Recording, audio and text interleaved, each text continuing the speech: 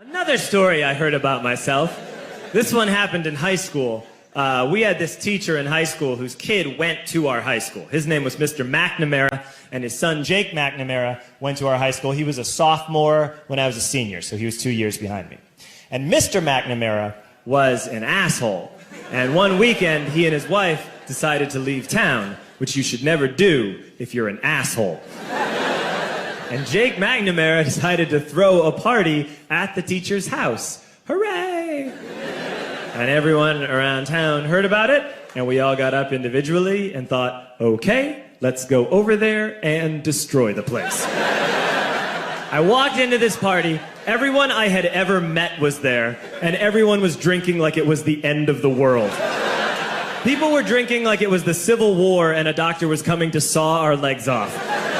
It was totally unsupervised. We were like dogs without horses. We were running wild. I walked down to the basement. They had a pool table in the basement. One dude took a running start and threw his body onto the pool table and broke it in half. Another kid found out which room was Mr. McNamara's and went upstairs and took a shit on his computer.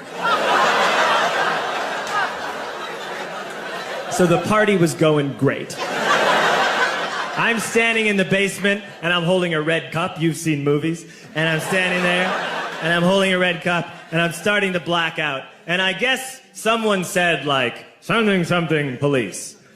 And in a brilliant moment of word association, I yelled, fuck the police! Fuck the police! And everyone else joined in. 100 drunk white children yelling, fuck the police. With the confidence of guys who have like already been to jail and aren't afraid of it anymore. You know, that like, I serve my nickel, you come and take me confidence. But white children. The reason someone had said something, something police was because the police were there. So a Chicago police officer walked down the stairs and got to the bottom in the basement and looked out over a sea of drunk toddlers yelling, fuck the police, in his face. And he was almost impressed. He was like, wow. And then he leaned into his walkie-talkie and went, get the paddy wagon. And my friend John, who is now a father, this man now has a baby, he grabbed a 40, smashed it on the ground, and yelled, scatter! And everyone ran in different directions.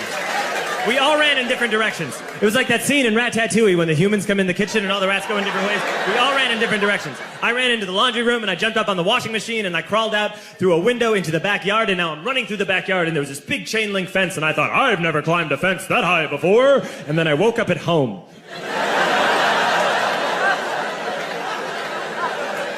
On Monday, I went to school because that's what we did back then. And I'm walking into the school building, and who do I see but Jake McNamara? And he says to me, hey, were you at my party on Saturday? And I said, no. You know, like a liar. And he said things got really out of hand. Someone broke the pool table. Someone took a shit on my dad's computer. But the worst thing, he says, the worst thing is that someone stole these old antique photos of my grandmother, and my parents are freaking out about it. And I had that thought that only blackout drunks and Steve Urkel can have.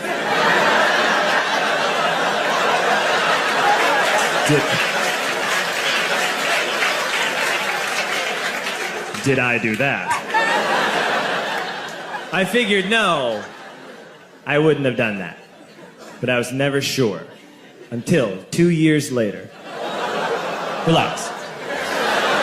I'm playing video games with this kid named Alex that we also went to high school with. 2 years later, we've graduated by now. We're playing video games for a couple hours. And then Alex says to me, hey, come here, I want to show you something. And he takes me into his bedroom. And then he takes me into a side room off of his bedroom. Never a good thing to have. And he shows me a tiny room that is covered wall to wall in stolen antique photos from different people's parties over the years.